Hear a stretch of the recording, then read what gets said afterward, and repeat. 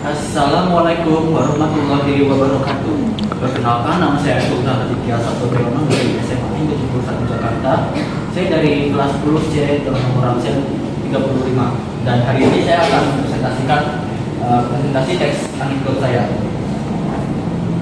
Nah, pengertiannya, teks anekdot itu adalah teks yang berisi cerita pendek yang bersifat lucu dan berisi sindiran juga, mau secara langsung atau tidak langsung.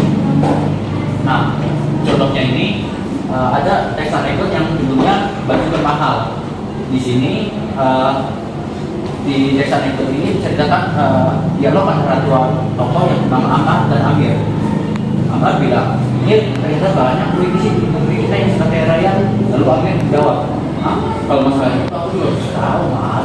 Lalu Amar menjawab lagi, "Tapi kayaknya mereka sampai mampu memiliki baju termahal di Indonesia." Lalu Amir bertanya, "Baju termahal di Indonesia? Baju apa itu?" Nah, lalu Amar menjawab, "Ya, apalagi bukan baju tahanan KPK." Lalu Amir menjawab, bertanya lagi, "Lah, kok malah baju tahanan KPK sih?" Lalu Amar menjawab, "Ya iyalah, coba deh kamu pikir, seorang politisi itu minimal harus mencuri uang negara seharga 1 miliar dulu sebelum bisa memakai baju tersebut." Lalu Amir, "Oh, begitu toh. Nah, kita masuk ke analisis teks anekdot yang tadi. Nah, struktur teks anekdot itu yang pertama ada abstrak. Bagian ini memberikan gambaran tentang keseluruhan isi teks. Bagian ini bisa ada di teks anekdot ataupun tidak, karena bagian ini itu bersifat opsional. Lalu yang kedua itu ada orientasi. Orientasi ini bagian yang memberikan gambaran awal dari isi cerita dalam teks tersebut. Kalau abstrak itu kan itu ya kasih gambaran awal tentang teks tersebut secara keseluruhan. Kalau orientasi itu memberikan gambaran awal tentang cerita yang ada di teks anekdot tersebut. Lalu ada krisis. Krisis ini bagian penjelasan puncak cerita dari teks anekdot.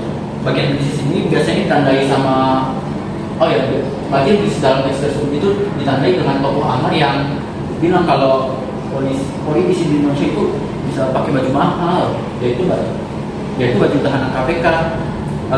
Lalu bagian reaksi ini menjelaskan tentang penyelesaian dari konflik atau krisis dari cerita teks anekdot tersebut. Kalau bagian krisis dari teks anekdot yang tadi itu ditandai dengan tokoh Amar yang menjelaskan kalau butuh uang 1 miliar untuk membeli baju tahanan KPK atau bisa dibilang korupsi. Lalu ada bagian koda. Bagian ini memberikan pesan dari penulis. Ya, bagian ini tidak ada di teks anekdot yang tadi karena bagian ini itu bersifat opsional. Lalu ada ciri-ciri.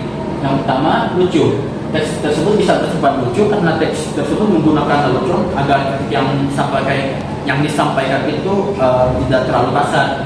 Lalu yang kedua itu pendek.